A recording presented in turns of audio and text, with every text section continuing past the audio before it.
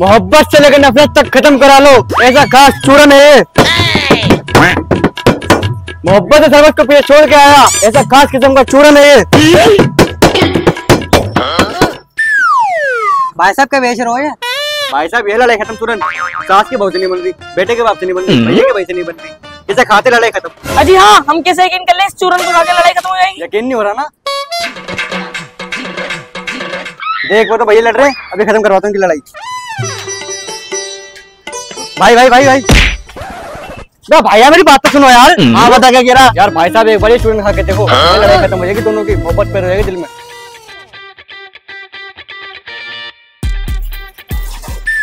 भाई साहब पर थोड़ा सब्र करो, देखो कैसे लड़ाई खत्म होती है। अबे लड़ाई खत्म हो गई, बंदे खत्म हो गया।